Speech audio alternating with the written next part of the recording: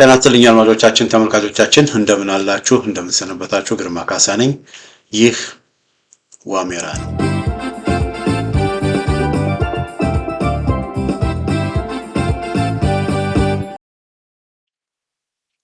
በዛሬው የዋሜራ መርሃ ግብራችን በደቡብ ጎንደር ብልጽግና ፈርሷል በሚል ስራ አንድ ዘገባ ይዤላችሁ መጥቻለሁኝ የወሎና የጎንደር ፋኖችንም ቅንጅት ያው ባለፈው መርሃ ግብሬ በጎንደር በተደረገው ኦፕሬሽን ዙሪያ ላይ ወታደራዊ ያለውን ወታደራዊ እንዴት እንደነበረ ወታደራዊ ትንተና ይዤላችሁ መጣለሁ ብዬ ባልገባሁት መሰረት ምንድነው የሆነው ምንድነው የነበረው ምንድነው የተደረገው በሚለው ዙሪያ ላይ ከወታደራዊ ትንተና አንፃር አንዳንድ መረጃዎችን አቀበላችኋለሁኝ እና በዚህ ኦፕሬሽን እንግዲህ ትልቁ ነገር ያው የብልጽግና መዋቅር ሙሉ ለሙሉ በደቡብ ጎንደር መፍረሱን የሚያሳይ ኦፕሬሽን ነው እንግዲህ ያየነው በዛ ብልጽግና ከ25 በላይ የብልጽግና ኃላፊዎች ወይ እርምጃ ተወስዶባቸዋል ወይም በቁጥጥር ስር ውለዋል የሐሙሲት ከተማ መስተዳደር የሐሙሲት ከተማና የደራ ወረዳ በባህር ዳር አቅራቢያ ያለ እዛ አካባቢ ያሉ የብልጽግና ሰዎች የፋኖን ጥሪ ከምርጫ ጋር በተገናኘ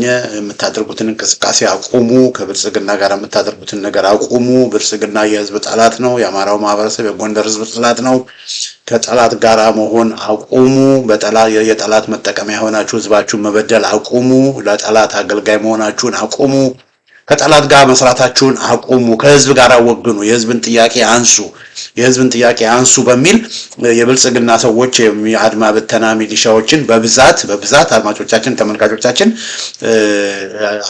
ምንድነው ከአገዛዙ ራሳቸውን እንዲለዩ ፋኖች በተለያየ መልኩ በተለያየ ቦታ መግለጫዎች ሲያወጡ ነበር አድማጮቻችን ተመልካቾቻችን እና ያንን መግለጫ ተከትሎ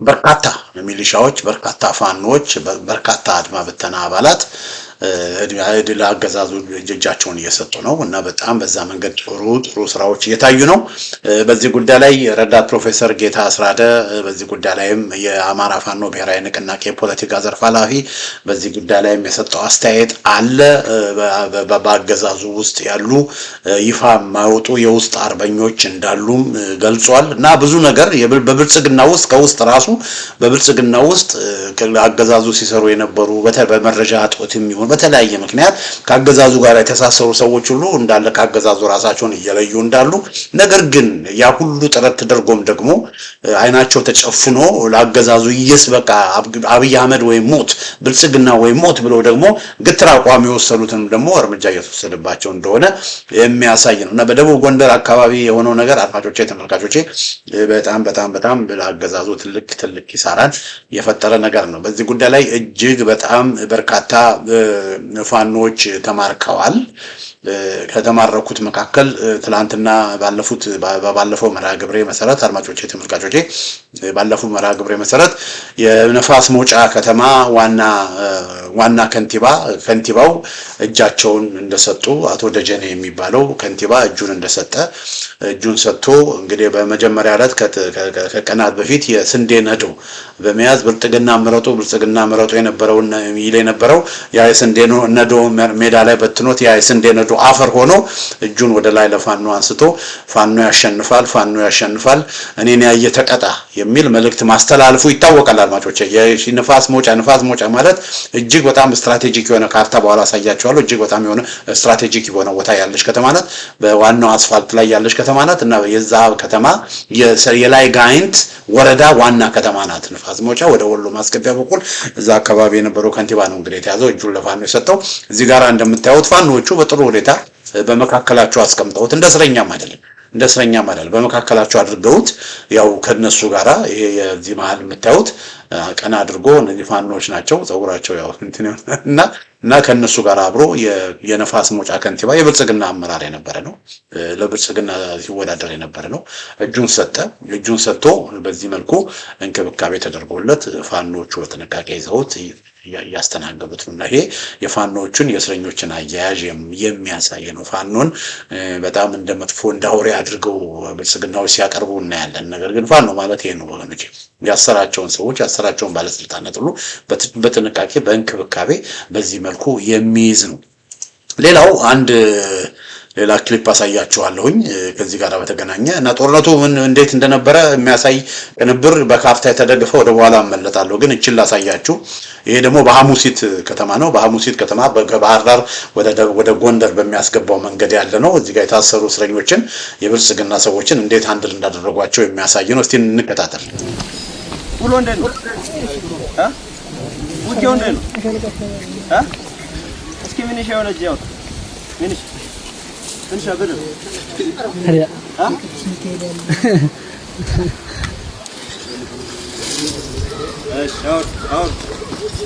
ፖሊስ በደም ይዛችሁ በደም በቃሽ አሁን አድማምታ በደም አንተ ምንድን ነበር መከላከያ ነው ዛሬ ተማረከው ከመከላከያ ወደ ምን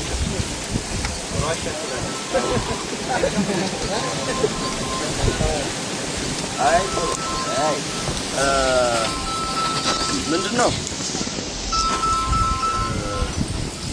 እንኳን ማረክናችሁ ነው። ዞሮ መማረክ ደብሮን ነበር፣ ታክቶናል። ሁሉ በደቡባዊ ጎንደር ክፍል የምታዩት በስማዳ፣ በስቴ፣ በአንዳቤት፣ በደብረ ታቦር፣ በአለምበር፣ በውጭ፣ በወረታ፣ በሐሙሲት በተደጋጋሚ ምን ማረከው መከላከያ፣ አድማ ብተና፣ ፖሊስ እና ሚኒሻ እንደው ሚኒሻው ከልክ በላይ ቁጥሩ በዝቶ የሆነ ቦታ አግኝተን ሰብስበነው እንደነበር ምናልባት ማህበራዊ ሚዲያ ላይ እናንተም ጓዶች ስለሆኑ በውስጥም መስመር አወርታችሁ ይሆናል። በዛ አግባብ ነው የአገዛዝ አቅም እንደሌለው እንደተሸነፈ እያወቃችሁ ያው እናንተም ወዳችሁን አስቀድማችሁ ነው እንግዲህ እንድትቆስሉ እንኳን የተገደዳችሁ። ግን እንኳንኛ እየወደቃችሁ ቆስላችሁ ይታከማል። የምትጠየቁት ጥያቄ ይኖራል። የምትሰለጥኑት ስልጠና ይኖራል። እዚህ በኋላ እንደ ተቋም የሚሰጣችሁ አቅጣጫ ይኖራል። እዚህ በኋላ አድርጉ የምትባሉትን እያደረጋችሁ መንቀሳቀስ ነው። በቂ የስልጠና ቦታና ጊዜ እናመቻቻለን። እሱን ተወስዳላችሁ። መርሃዊ ተቋማዊ የሆኑ ጥያቄዎች በስርዓት ይቀርባሉ። እሱን በተመለከተ ስራችንን እንሰራለን። እስከዛ ግን ያው ምርኮኛ ባለም አቀፍ ሕግ አያያዝ ስላለን በሱ መንገድ እንይዛለን። እናንተም ጭምር ፋኖ ሌባ ነው፣ ወንበዴ ነው፣ ዘራፊ ነው፣ ገዳይ ነው፣ ምንም አይነት የሰብአዊነት ስሜት አይሰማውም፣ ለሀገር ይወጣ አይደለም የሚል ብልሽ የሆነ መልከታ ነበራችሁ። እሱን በዛሬው ውሏችን የቀረፍን ይመስለኛል አይደል? ቀርፈናል። እኛ የሰው ልጆች የዓለም ሕዝብ በዓለም ላይ እንዲኖር ያደረግን ኢትዮጵያን ቀድበን የመሰረትን የኢትዮጵያ ሕዝቦች ሕዝብ ሆነው እንዲኖሩ ያደረግን አማራውያንን ሰብአዊነት የሚያሸንፈን ፍትህ፣ እኩልነት የሚናፍቀን እሱን ማስከተል አስጥረን የምንቀጥል በሚወራው ልክ የምንሆን አይደለንም። ብልሹ የሆኑ ስርዓቶችን ይዛችሁ የምትቀጥሉ ነው እናንተ ናችሁ። ዞሮ እዛም ላይ የቀሩት የእናንተ አካሎች የምታውቁት ነው። እናንተ ተረፉ ብሏችሁ ተርፋችኋል። እዚህ በኋላ እንዳልኳችሁ ስለዚህ ነው የሚሆነው።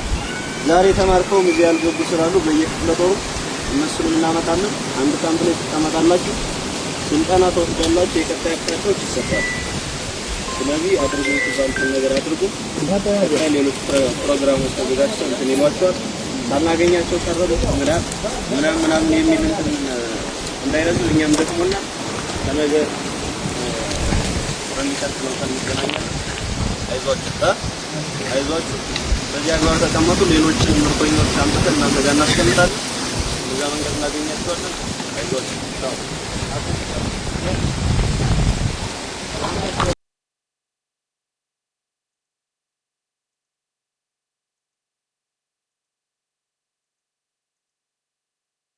ኦኬ እዚህ ጋር እንግዲህ የምናያቸው አድማጮቼ፣ ተመልካቾቼ በሐሙሲት አካባቢ በነበረው ውጊያ በደራ ወረዳ የተማረኩ እጃቸውን የሰጡ አድማ በተናዎች፣ ሚሊሻዎች፣ መከላከያ እነዚህ በሙሉ ናቸው እና እነዚህ ተማርከው ፋኖች በዚህ መልኩ በቃ እንዲረጋጉ የቆሰላችሁ ሕክምና ታገኛላችሁ፣ ስልጠና ታደርጋላችሁ፣ የምንጠይቃችሁ ጥያቄ አለ፣ እነዛን ጥያቄዎች ትመልሳላችሁ፣ ሰብአዊ በሆነ መንገድ እንክብካቤ ይደረግላችኋል ብለው ሲያረጋጓቸው የሚያስ ፋኖ ማለት ነው።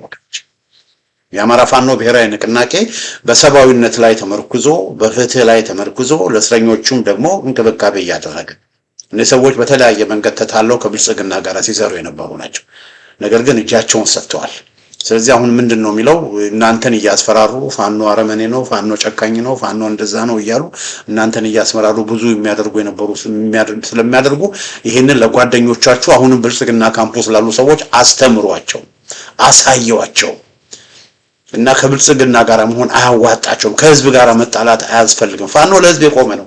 ፋኖ ለህዝብ የቆመ ነው። እኛ ዓላማችን ሰብአዊነት ነው፣ ዓላማችን ፍትህ ነው ብለው ነው እንግዲህ እዚህ ጋር የፋኖ አመራሮች ወታደሮቹን በዚህ መልኩ ነው ያዙት። እንግዲህ ይሄ የሚያሳየው እንግዲህ የፋኖን ምን ያህል ፋኖ በወታደራዊ ብቃት ሳይሆን በዲሲፕሊን የታነጸ በስነ ምግባር የታነጸ እንደሆነ በዚህ እያየን ነው። አድማጮች ተመልካቾች፣ እስቲ ሌላ ክሊፕ ደግሞ ላሳያችሁ። ይሄ ደግሞ እንግዲህ ይሄ በሐሙሲት አካባቢ ሐሙሲት ማለት ከደብረ ብርሃን ወደ ጎንደር በሚወስደው መንገድ ላይ ከጎንደር በ20 ምናምን ኪሎ ሜትር ርቀት ላይ ያለ ነው ይሄ እና ይሄ እንግዲህ ግዴለም ወደዛኛው ቪዲዮ ከመምጣቴ በፊት በአጠቃላይ ስለነበረው ጦርነት አንዳንድ ነገር ልንገራችሁ። እንግዲህ እነዚህ እጄ ሰጡ የተማረኩ ናቸው። የተማረኩ ወገኖች ናቸው። እነዚህ እዚህ ጋር የምታዩት እንዳልኳችሁ ሌላው የተማረከው የብልጽግና ከፍተኛ አመራር ከንቲባ እዚህ ጋር የምታዩት እሱም ተማርኮ በስነ ስርዓት በፋኖቹ መካከል ቁጭ ብሎ ተቀምጦ በቃ አብሮ ከነሱ ጋር ሆኖ ነው እዚህ ጋር የምናየው። ምናልባትም ቴሌቪዥን እያዩ ይሆናል አላውቅም እዚህ ጋር አካባቢ እና በዚህ መልኩ በቃ በተለያየ ምክንያት ከብልጽግና ጋር የሚሰሩ ህዝብ ሲያገለግሉ የነበሩ እናገለግላለን ብለው በተለያየ መንግስት መዋቅሩ ሲሰሩ የነበሩ ሰዎች በሙሉ ብልጽግናን ትተው ወደ ፋኖ ከመጡ በዚህ መልኩ ነው የሚታዩት የሚያዙት። በዚህ መልኩ ነው ቅድም ያሳዩዋችሁ። ደግሞ እነዛ ልጆች በሙሉ ደግሞ ወታደሮች፣ ሚሊሻዎች ምናምን ሴቶችም አሉበት ምናምን አድማ በታኝ፣ ፖሊስ፣ ሚሊሻ እነዚህ ሁሉ አሉበት። ለብልጽግና ሰሩ የነበሩ በስነ ስርዓት ፋኖ ይዟቸው በስነ ስርዓት የሚያስፈልገውን እንክብካቤ አድርጎ ንቃተ ህሊናቸውን እንዲዳብር ተደርጎ ስልጠና ተሰጥቷቸው በፋኖ ውስጥም እንዲሰሩ መደረግ የሚችልበት ሁኔታ ይኖራል ማለት ነው። አድማጮች የተመጣጣዮች ነገር ግን እጃቸውን መስጠት ያልቻሉ እዚህ ጋር ተመላሳያቸው ይሄ እዚህ ጋር የምታዩት ወንድም በቀስት የምታዩት ወንድም በደቡብ ጎንደር ዞን የደራ ወረዳ ነው። የብልጽግና ቅርንጫፍ ጽሕፈት ቤት የውጭ ባንዳዎችንና የውስጥ ባንዳዎችን ቅዠት በማምከን አንጸባራቂ ድሎችን አስገኘን ምናምን ተብሎ ፋኖን አሸነፍን። እንግዲህ የውጭ ባንዳ ምናምን የሚለው ጽንፈኛ ምናምን የሚለው ፋኖን አሸነፍን የሚለው በደራ ወረዳ ሲደነፋ የነበረ የብልጽግና ካድሬ ነው። የብልጽግና የደቡብ ጎንደር ዞን የደራ ወረዳ የጽሕፈት ቤት ኃላፊ የወረዳው አስተዳዳሪ ነው እና ይህ ሰው ፋንታውን ድረስ ይባላል።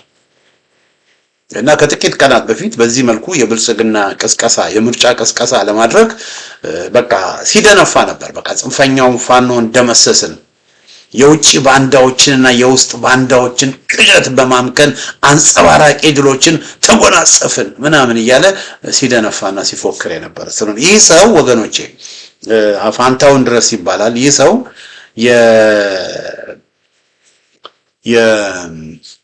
የዞኑ አስተዳዳሪ አለ ጥላሁን ደጀኔ የሚባል የዞኑ አስተዳዳሪ የት እንዳለ አታውቁም። ደብረታቦር ነበር። ከደብረታቦር አምልጦ ባህር ዳር ገብቷል። አሁን ባህር ዳር ነው ያለው መሰለኝ። የዞኑ አስተዳዳሪ የደቡብ ጎንደር ዞን አስተዳዳሪ ሆኖ በደቡብ ጎንደር ዞን ዋና ከተማ ያለ አይመስለኝ። ባህር ዳር ወይ አዲስ አበባ ነው ያለው። የት እንዳለ አይታወቅም። እና ይሄ ጥላሁን ደጀኔ የሚባለው ሰው የደቡብ ጎንደር ዞን አስተዳዳሪ ሆኖ ከነ አብይ አህመድ ከነ ተመስገን ጥሩነህ ከነ መላኩ አለበል ጋር አብሮ ሆኖ ቤተሰቦቹን ዘመዶቹን ነው በተለያየ ቦታ ያስቀመጠው እና የደቡብ ጎንደር ደራ ወረዳ አስተዳዳሪ ሆኖ ቁልፍ ደራ ወረዳ ማለት ቁልፍ ማለት ነው። እንደነ ገላውዲዮስ እንደነ አርብ ገበያ የሚባል ሁለት ከተማ አለ። አንዱ አርብ ገበያ ታች ጋይንት ነው። ይሄኛው ደግሞ ደራ ወረዳ ውስጥ ያለ አርብ ገበያ ነው። አርብ ገበያ እንደ ገላውዲዮስ ማለት ጀነራል ውባንተ አባተ የተሰዋበት ቦታ ነው። ገላውዲዮስ እና ሐሙሲት በባህር ዳር ደጃፍ በባህር ዳር ድንበር ላይ ያለው ወረዳ ደራ ወረዳ ይባላል እና የዚህ ቁልፍ የደራ ወረዳ የአስተዳዳሪ ሆኖ የተሾመው የዞኑ አስተዳዳሪ አማች ነው። የሚስቱ ወንድም፣ የሚስቱ ባል፣ ይቅርታ የእህቱ ባል ነው። ይቅርታ አይደለም፣ የሚስቱ ወንድም ነው፣ አማች ነው። እና ይሄ ሰው ዘመዱ ማለት ነው። እና የደቡብ ጎንደር ዞን የብልጽግናን መዋቅር ዘመዳማቾች ናቸው የተቆናጠጡት። እና ይሄ ጥላሁን ደጀነ የሚባለው የሱ አማች ፋንታውን ድረስ በዚህ መልኩ ፋኖ ሲሳደብ የነበረ፣ በፋኖ ላይ ሲያሾፍ የነበረ፣ በፋኖ ሲቀልድ የነበረ፣ ፋኖን የውጭ ባንዳዎችና የውስጥ ባንዳዎች ብሎ ሲጠራ የነበረ ይህ ሰው በሐሙሲት ከተማ አድማጮቻችን፣ ተመልካቾቻችን ፋኖ ባደረገው ኦፕሬሽን በሐሙሲት ከተማ እጁን መስጠት ስላልፈለገ እጁን ስላልሰጠ ወደ ወዲያኛው ተሰናብቷል። እና አንጸባራቂ ድል አደረግን ብሎ ነዶ ይዞ ለብልጽግና ለአብይ አህመድ ለኦሮሞ ብልጽግና ሲፎክር የነበረው ነዶውን መሬት ላይ በትኖት ያ ነዶ አፈር ሆኖ እሱም አብሮ ወድቋል። እና እንግዲህ አብይ አህመድን ለማስደሰት ብለው የህዝብ ጠላት የሆኑትን ለማስደሰት ብለው ከህዝብ ጠላት ጋር የወገኑ ሰዎች መጨረሻቸው ነው ወገኖች፣ መጨረሻቸው ነው። ይሄ ሰው እዛ ሐሙሲት ተቀምጦ አብይ አህመድ ከ4 ኪሎ መጥቶ አላደነው፣ ሽመልስ አብዲሳ መጥቶ አላደነው፣ ተመስገን ጥሩነህ መጥቶ አላደነው፣ መላኩ አለበል መጥቶ አላደነው፣ አረጋ ከበደ መጥቶ አላደነው፣ አበባው ታደሰ መጥቶ አላደነው፣ ብርሃኑ ጁላ መጥቶ አላደነው። ህዝብም አላዳነውም። ለምን? በህዝብ የተጠላ ነው ይሄ ሰውዬ። ህዝብ ከጎኑ ቢሆን ኖሮ ህዝብ ይደግፈው ነበር፣ ህዝብ ይሸሽገው ነበር፣ ህዝብ ያድነው ነበር። ህዝብም አላዳነው እና እጁን መስጠትም አልፈለገም። እጁን መስጠት ስላልፈለገ እስከ ወዲያኛው ተወግዷል። እና ይሄ እንግዲህ የሚያሳያቸው ነገር ግን እጃቸውን የሰጡ ወንጀልም ብዙ የለብኝም እኔ እጄን ብሰጥም ምንም አልሆንም ብለው በራሳቸው የሚተማመኑ ሰዎች፣ እንደዚህ ሰው ደግሞ የነፋስ ሞጫ ከንቲባ ደግሞ ይሄም ደግሞ ያው ፋኖች እንክብካቤ አድርገውለታል። እና ያለው ሁኔታ ነው። በአጠቃላይ በብልጽግና መንደር ምን ሆኗል ማለት ነው? ነገሮች ሁሉ ተበታትነዋል አሉት።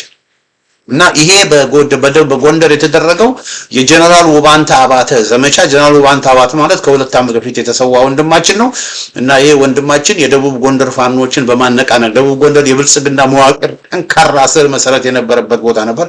ያንን አፈራርሶ በከፍተኛ የሆነ ጠንካራ የፋኖ አደረጃጀት እንዲኖር ካደረጉ እውነቴ ነው ስማቸው በጣም በወርቅ ከተጻፉ ጀግና ፋኖች መካከል አንዱ ውባንታ አባተ እና በሱ ስም የተደረገው የሱ የሞተበትን 2ኛ ዓመት ለማክበር በሱ ስም የተደረገው ኦፕሬሽን ነው። እና በሱ ስም የተደረገው ኦፕሬሽን በደቡብ ጎንደር ሙሉ ለሙሉ ማለት ይቻላል ደቡብ ጎንደር ያለውን ብልጽግና አፈርሶታል። አድማጮቻችን፣ ተመልካቾቻችን አሁን እስቲ እቺ ሰሞን በተደረገው ኦፕሬሽን ያለፈው ጊዜ አሳይቻቸዋለሁ።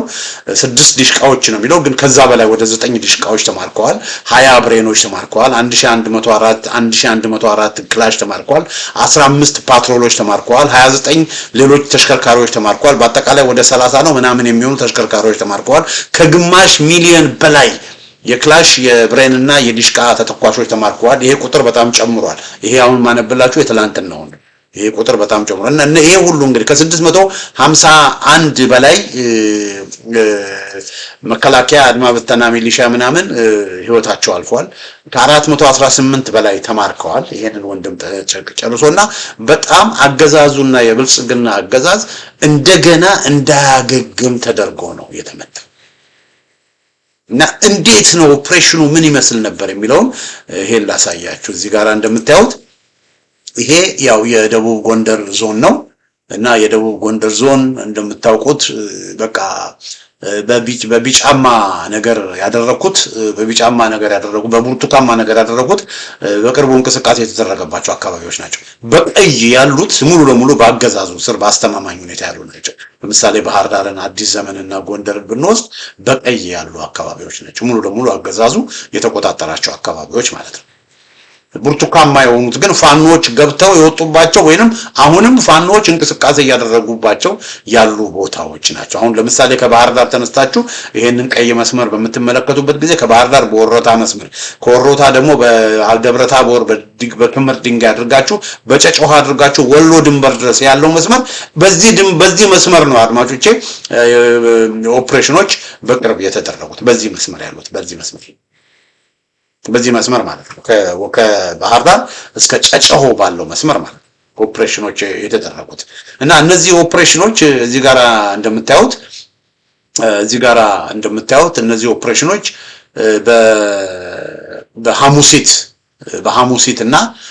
በሐሙሲት እዚህ ጋር ታዋታላችሁ። እቺ ናት ሐሙሲት። ቅድም የተማረኩ ልጆችን ስልጠና ሲሰጡ የነበሩት ይሄ ነው። የሞተው አንዱ ባለስልጣን ከዚህ ነው እና ሐሙሲት አካባቢ እንግዲህ የደቡብ ጎንደር ዞን የውባንተ አባተ ኮር ነው ኦፕሬሽን አድርጎ ነው ሐሙሲት ከተማ በመግባት በጣም አንጸባራቂ ድልን ያስመዘገቡት።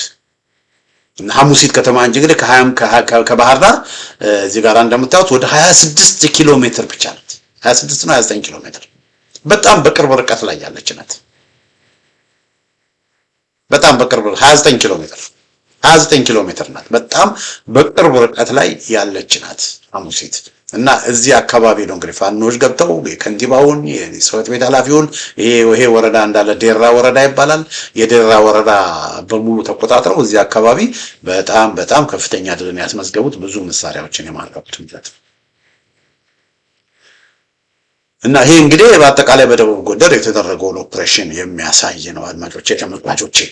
እና እዚህ ጋራ ከሐሙሲት አለች ከሐሙሲት ጎንደር በባህር ዳር ሐሙሲት እንደምታዩት ከባህር ዳር ወደ ጎንደር በሚወስደው መንገድ በዋናው መንገድ ላይ ያለን ከዛ ሐሙሲት ከዛ አዲስ ዘመን ጎንደር ብላችሁ ወደ ጎንደር ትሄዳላችሁ ማለት ነው። በዋናው መንገድ ላይ ያለን እና በዋናው መንገድ ላይ ነው እንግዲህ ኦፕሬሽኖች የተደረጉት። ከዚህ በፊት በወሮታ ከሐሙሲት ከፍ ብሎ በወሮታም እንደዚህ ኦፕሬሽኖች ተደርገው ፋኖ በዛ ገብተው ብዙ ድልን አንጸባርቀው እንደገና ከዛ አካባቢ እንደውም በልቃታ የድሮን ጥቃት ሁሉ አገዛዙ ፈጽሞ በጣና ሐይቅ በኩል አድርገው ነው በፎገራ በኩል አድርገው በጣና ሐይቅ በኩል አድርገው ወደ ባህር ዳር የሸሹት የብልጽግና ሰዎች። ወሮታ ከተማንም እንደዚሁ ፋኖች ተቆጣጥረውት ነው።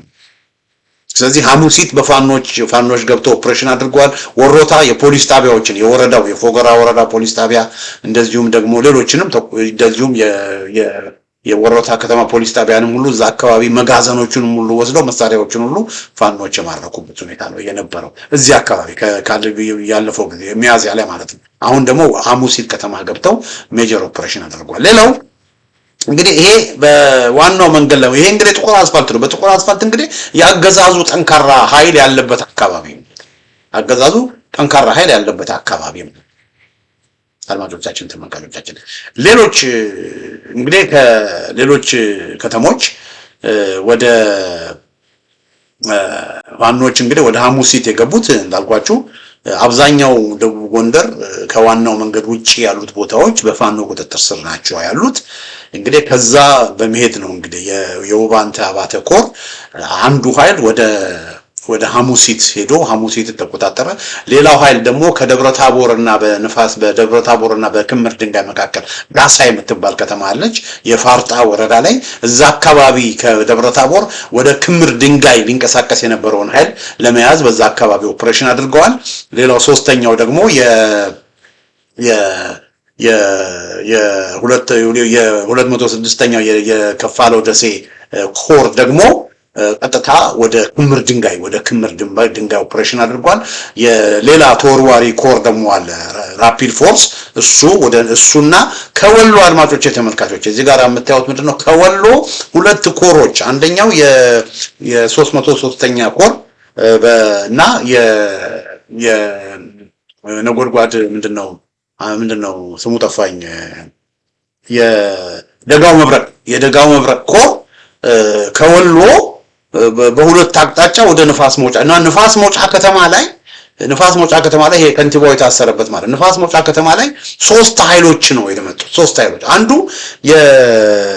የሚኒሊክ ዕዝ 303ኛ ኮር ሁለተኛው ደግሞ የሚኒሊክ እዝ የፋኖ የወሎ ሚኒሊክ እዝ የደጋው መብረቅ 106ኛ ኮር እና የራስ ጋይንት ልዩ ተወርዋሪ ኮር ኮማንዶ ልዩ ተወርዋሪ ኮር ወደ ንፋስ መውጫ ሄደው ነው እንግዲህ በዚህ መልኩ ተቀናጅተው ነው እንግዲህ የወሎ ፋኖችም ወደ ጎንደር ገብተው ተቀናጅተው ነው እንግዲህ ንፋስ መውጫ የነበረውን ትልቅ ኃይል የመቱት። አድማጮቻችን ተመልካቾቻችን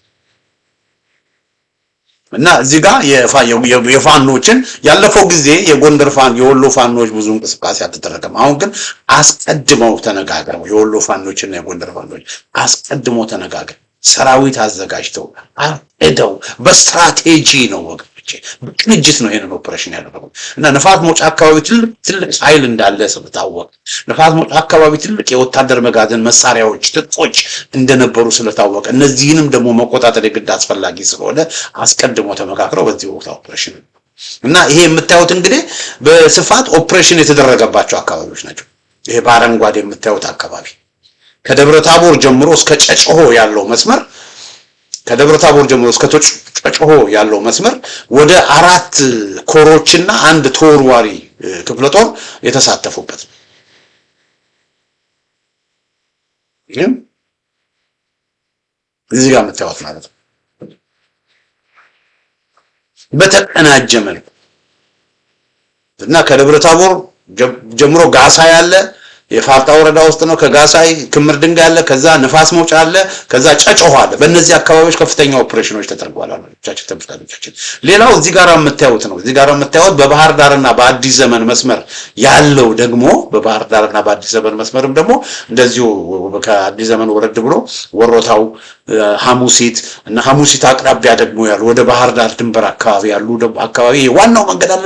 እነዚህ ዋናው መንገዶች ናቸው። በነገራችን ላይ ዋና አስፋልት መንገዶች ከዚህ በፊት አገዛዙ በአስተማማኝ ሁኔታ ሲቆጣጠራቸው የነበሩ አካባቢዎችን እነዚህን አካባቢዎችን ፋኖ እንግዲህ ተቆጣጥሯል። ይሄ አብዛኛው በአረንጓዴ ያደረኩት ቦታ አድማጮቼ አገዛዙ የሌለባቸው አካባቢዎች ናቸው። እዚህ ጋር ላይ የምታዩት እንዳለ ወደ በለሳ ምናምን ወደ እብናት ምናምን የአብዛኛው ቦታ እዚህ አካባቢ ፋኖችን ያሉ እታች ደግሞ ከዋናው መንገድ ውጪ ያሉበት አካባቢዎች ደግሞ ሌሎች ወረዳዎችንም እንደ እስቴ እንደነ እንዳቤት እንደነ ወገዳ ምናምን የመሳሰሉ ገላውዲዮስ የመሳሰሉ በርካታ ወረዳዎች አሉ አይደል? ስማዳ ወረዳ፣ ታች ጋይንት ወረዳ፣ እስቴ ወረዳ፣ ደራ ወረዳ ብዙ ወረዳዎች አሉ። እነዚህ ከላይ ደግሞ እንደነ እብናት እነዚህ ወረዳዎች በሙሉ ፋኖ የሚቆጣጠርባቸው አካባቢ አገዛዙ የነበረው በዋናው መንገድ ላይ ነው እና በዋና መንገድ ላይ ደግሞ ያሉ ቦታዎችም ደግሞ እንደምታዩት ፋኖ በፈለገ ጊዜ ገብቶ ኦፕሬሽኖችን ያደርጋል። ንፋስ መውጫ 2 ጊዜ ባለፉት 1 ወር ብቻ ንፋስ መውጫ 2 ጊዜ ፋኖ ገብቶ ኦፕሬሽኖችን አድርጓል። ወሮታ ከተማ ፋኖ ገብቷል። ደብረታቦር ከተማ ፋኖ ገብቷል። እንግዲህ አንዱ እዚህ ጋር የምናየው ከወሎ ነው። እንግዲህ ምንድነው ከወሎ የ306ኛ ኮር 306ኛ እና አይ ቲንክ እነ ኮማንደር ፍቅሩ የሚመሩት ነው። የላስታ ኮር ይባል የነበረው ማለት ነው። 306ኛ ኮር ነው እንግዲህ በዚህ በኩል ኦፕሬሽን ያደረገው።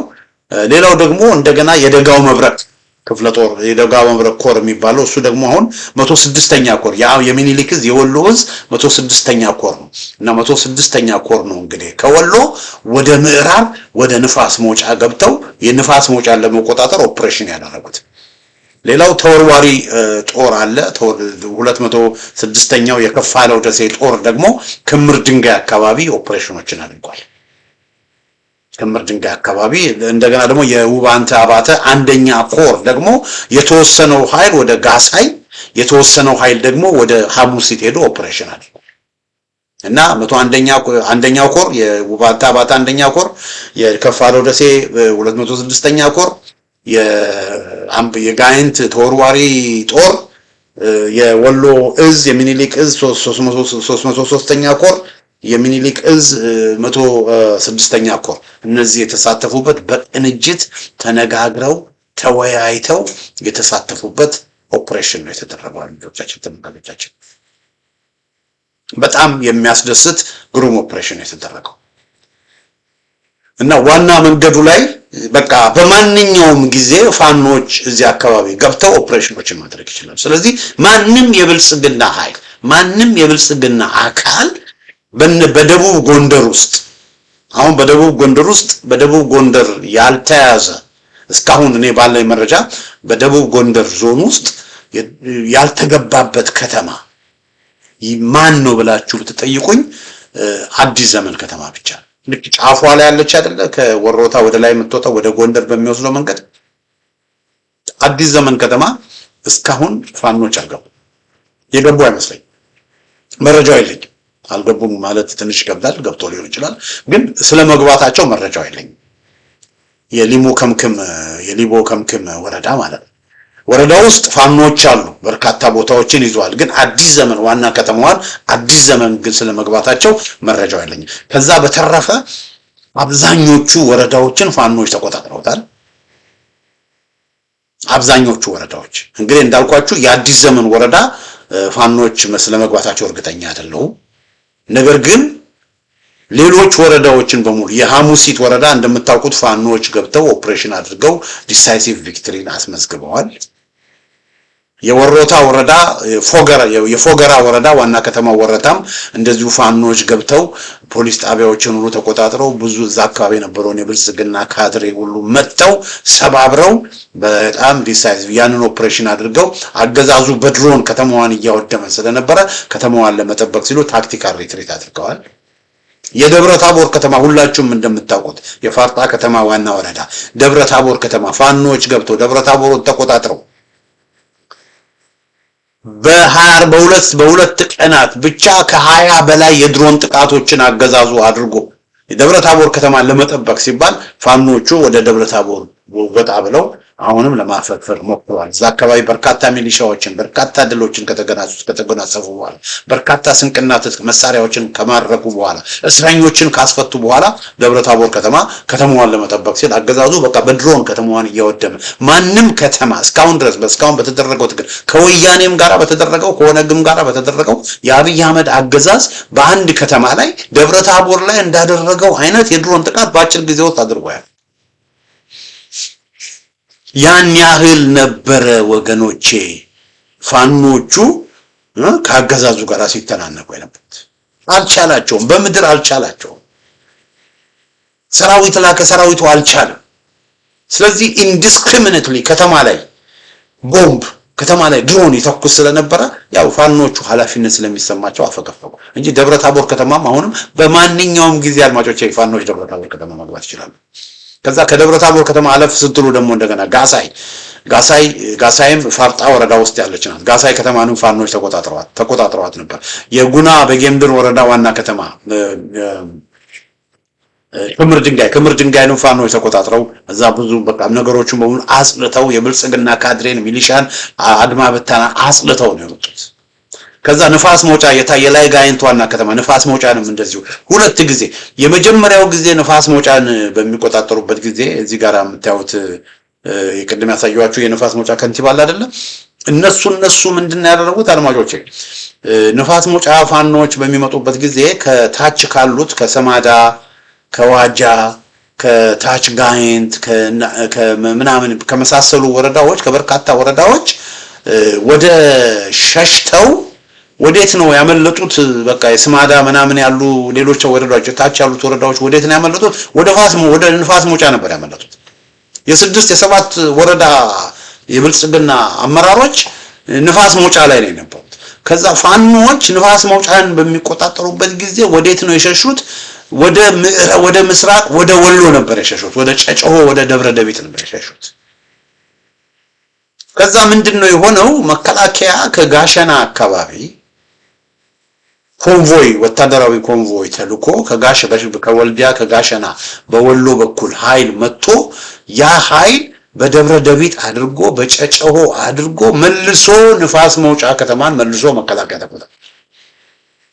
መልሶ ንፋስ መውጫ ከተማን መከላከያ ሲቆጣጠር ለምን በከባድ መሳሪያ ነው። በቃ በከባድ መሳሪያ ስለሆነ በድሮን በናኑ ስለሆነ የሚሉት በቃ አስፋልቱ ላይ ኮንቬንሽናል ውጊያ ከባድ መሳሪያ ከያዘ ጋር መዋጋት ስለሚቻል መንገዱን ለፋኖች ለቀው መከላከያ ሲመጣ አብረው እነዚህ የብልጽግና ሰዎች በቃ ሲጠቁ ከመከላከያ ጋር አብረው ይሸሻል።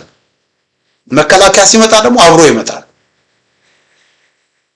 እና ንፋስ መውጫ ሲያዝ አመልጠው ነው የሄዱት።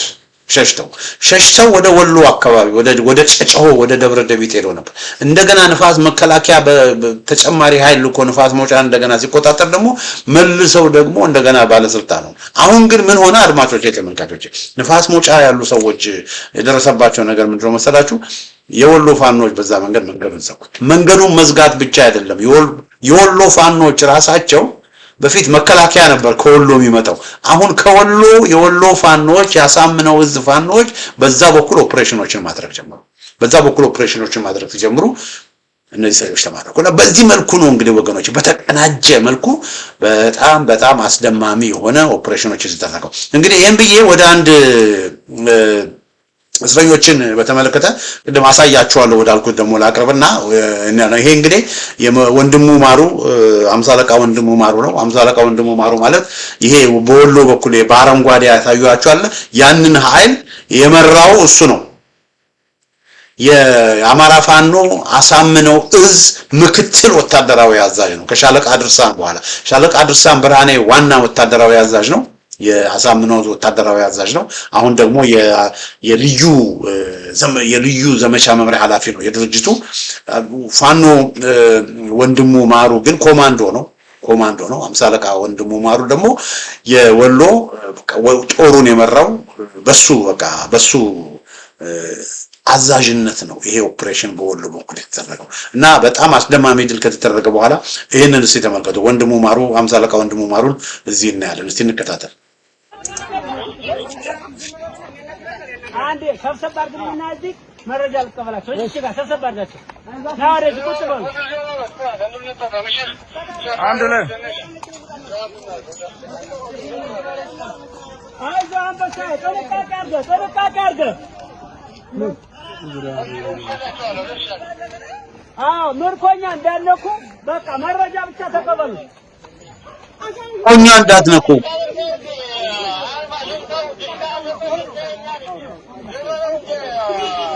በቃ ስብስበትን ሌላው ስብስበትን ወላ የበትን አንተ ሌላው በትን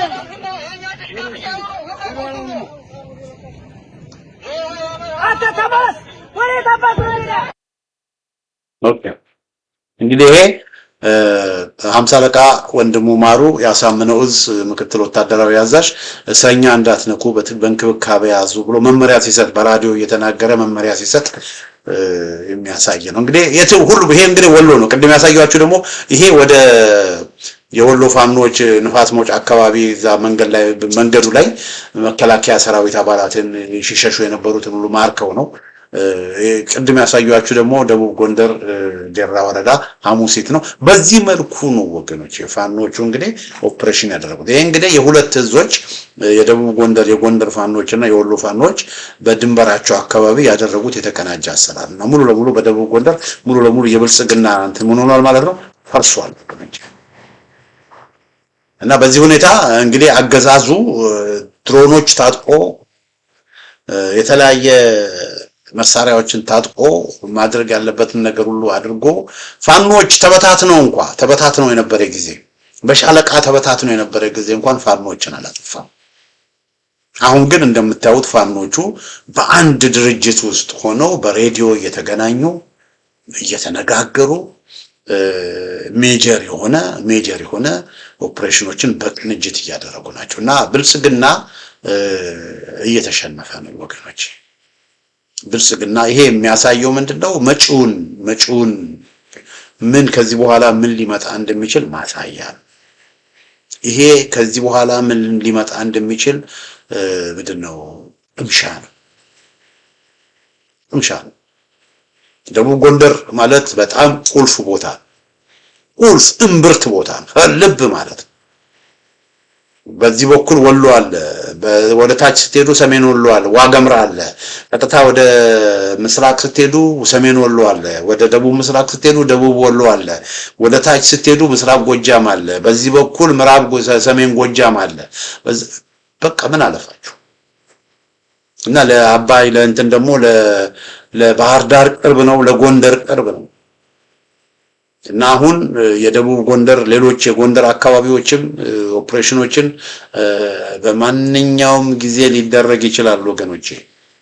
በሸዋ፣ በጎጃም፣ በሰሜን ጎንደር፣ በምዕራብ ጎንደር፣ በመካከለኛው ጎንደር በማንኛውም ጊዜ ኦፕሬሽን ሊደረግ ይችላል እና ያ በሚሆንበት ጊዜ አገዛዙ ምንድነው ሊያደርግ የሚችለው? እና እነዚህ ዋና ዋና መንገዶች ላይ በሜጀር ኦፕሬሽን ካደረጉ በኋላ ዋና አስፋልት ላይ አገዛዙ እንደገና ተጨማሪ ኃይል ከተለያየ ቦታ በሚልክበት ጊዜ ታክቲካል ሪትሪት አድርገው ደግሞ ይወጣል እና ምንድነው መከላከያን በቃ ከአንድ ቦታ ወደ አንድ ቦታ ከአንድ ቦታ ወደ አንድ ቦታ እያቅበዘበዙት እና የመከላከያ ሰራዊት አባላትም ተስፋ እየቆረጡ ነው። ጀነራሎቹም አመራሮቹም ተስፋ አልቻሉም። ፍረስትሬት እያደረጉ ፍረስትሬት ፕሮፓጋንዳ ይሰራሉ። ፋኖን አጠፋን፣ ፋኖ እንደመሰሰን፣ ፋኖን እንዲያደረግን ብሎ ፕሮፓጋንዳ ይሰራሉ በአንድ በኩል። በሌላ በኩል ግን ሜዳ ላይ የሚታየው ነገር ግን ሌላ። ለደጋፊዎቻቸው ለአባላቶቻቸው ፋኖ ተደምስሷል፣ ጽንፈኛውን ተደመሰስን ብሎ በዚህ መልኩ ነው የሚያስወሩት። ግን የነሱ ደጋፊዎች አማራ ክልል ያሉት፣ ጎንደር ያሉት፣ ጎጃም ያሉት፣ ወሎ ያሉት፣ ሸዋ ያሉት፣ ወለጋ ያሉት የነሱ ደጋፊዎች ግን በዚህ ሁኔታ ወገኖች እየወደቁ ነው። በዚህ ሁኔታ እየወደቁ ነው። ስለዚህ በአሁኑ ጊዜ በብልጽግና ካምፕ ውስጥ ከፍተኛ በተለይ በጎንደር፣ በጎጃም፣ በወሎና በሸዋ ከፍተኛ የሆነ ድንጋጤ ነው እየፈጠረ ያለው ወገኖች። ከፍተኛ የሆነ ድንጋጤ። ደቡብ ጎንደር ያሉት አንደኛውን ለይቶላቸዋል ወገኖች። ደቡብ ጎንደር ያሉት አንደኛው ምን ሆኗል? አንደኛውን ለይቶላቸዋል። በቃ በደቡብ ጎንደር ያለው የብልጽግና መዋቅር ፈርሷል። ጎጃም ያሉትስ ምን እየጠበቁ ነው? ሌላው የጎንደር አካል ያሉትስ ምን እየጠበቁ ነው? ወሎ ያሉትስ ምን እየጠበቁ ነው? የጎንደር የብልጽግና የብልጽግና ፋና ጣፋንታ እነሱም ጋር ይመጣል። ስለዚህ አሁንም የአማራ ፋኖ ብሔራዊ ንቅናቄ መግለጫ አውጥቷል። ከብልጽግና ጋር አትተባበሩ፣ ይሄ ምርጫ ምናምን የምትሉትን ዳንኪራና ጨዋታ አቁሙ። የአድማ በታኝ ይሆናችሁ፣ ሚሊሻ ይሆናችሁ፣ መከላከያ ውስጥ ያላችሁ በሙሉ ለፋኖ እጃችሁን ስጡ። ፋኖ ሁኑ፣ ፋኖን ተቀላቀሉ፣ የህዝብን ትግል ተቀላቀሉ። የብልጽግና ሰዎችም ደግሞ አላችሁ። እናንተ የብልጽግና ሰዎች ምንድነው የተወሰናችሁ እየሰራችሁ ያላችሁ አላችሁ። ያንን በተመለከተ የአማራ ፋኖ ብሔራዊ ንቅናቄ ወታደራዊ ፖለቲካ ዘርፍ ኃላፊ ፋኖ ጌታ አስራደ ያለውን ነገር አለ። ዘመቻ ሜጀር ጀነራል ውባንታ ባተ መታሰቢያ ላይ የሚያደርገው ትግላችን ከደመነፍስ መተኳኮስ ወደ ትብብር ማደጉ ነው ይላል። ከደመነፍስ መታወቁት ማለት በተናጠል የሚደረግ ነገር አድርጎ አሁን በትብብር እየተደረገ ያለ ትግል ሆኗል ብሎ ነው የሚናገረው። ትግላችን ድርጅታዊ ቅርጽ ይዞ የተለያዩ እዞች በጋራ የሰሩት መሆኑ ብቻ ሳይሆን አገዛዙ ውስጥ ያሉ የክልልና የዞን ባለስልጣናት የዛሬው ኦፕሬሽን በቀላል መስዋዕትነት እንዲሳካ ሚናቸው የላቀ ነበር ይላል። ያ ማለት ምንድነው? እዛ ዞኖች ውስጥና ክልል ውስጥ ያሉ አንዳንድ አመራር አባላትን አስቀድሞ በማነጋገር እጅ እንዲሰጡ ማድረግ ተችሏል እንጂ የሞቱት ቁጥር በጣም ይጨምር ነበር ማለት ነው። ቅድመ መረጃ ከመስጠት ውጊያው ላይ ትስስር እስከ መፍጠር ድረስ ያገዛችሁን የውስጥ አርበኞች ብልጽግና ውስጥ ያላችሁ ማለት ነው የውስጥ አርበኞች ጊዜ ደርሶ በአደባባይ እናመሰግናቸዋለን። የማረክነውን ተንከባክበን መያዝና ተጨማሪ የምህረት አዋጅ እንድናውጅ የሰጣችሁት ጥቆማ ለአፋብን ትግል ግብዓት ይሆነዋል። 3 ዓመት ሙሉ አየነው። ከዚህ በላይ እንደ አማራ እርስ በርስ መገዳደል የለብንም፣ ነገሩ ገብቶናል ብላችሁናል፣ እኛም ገብቶናል የሚል መልስ ነው የሰጠው ረዳት ፕሮፌሰር ጌታ አስራደ ወይም ፋኖ ጌታ አስራደ እና የብልጽግና ውስጥ ያሉ የዞን የክልል የወረዳ ምናምን ሁሉ ከፋኖ ጋር እየተነጋገሩ ነው እና በጣም የወጣ አርበኞች እንዳሉ ረዳት ፕሮፌሰሩ ተናግሯል። እና ወታደራዊ ስራ ብቻ ሳይሆን ፖለቲካዊ ስራ እየተሰራ ስለሆነ በዚህ ረገድ አድማጮች የተመልካቾች ፋኖ የወታደራዊ ውጊያውን ብቻ ሳይሆን ፖለቲካዊ ውጊያውንም እያሸነፈ እንደሆነ አንዱ ይሄ ማሳያ ነው። ትግል በውጊያ ብቻ አይደለም፣ ትግል በፖለቲካም ነው እና ይሄንንም ደግሞ የአማራ ፋኖ ብሔራዊ ንቅናቄ ፖለቲካ ዘርፍ ኃላፊና ጓዶቹ ይሄንን ተገንዝበው በዚህ ጉዳይ ላይ እየሰሩት ያለው ነገር ደግሞ በጣም ጥሩና አሌ የሚያስብል ነው ወገኖች። እንግዲህ በደቡብ ጎንደር ብልጽግና ፈርሷል። በሚል ስር ያዘጋጀው ዝግጅት ይህን ይመስላል። አድማጮቻችን፣ ተመልካቾቻችን በሌላ ጊዜ በተመሳሳይ ፕሮግራም እስከምንገናኝ ደህና ሁኑ።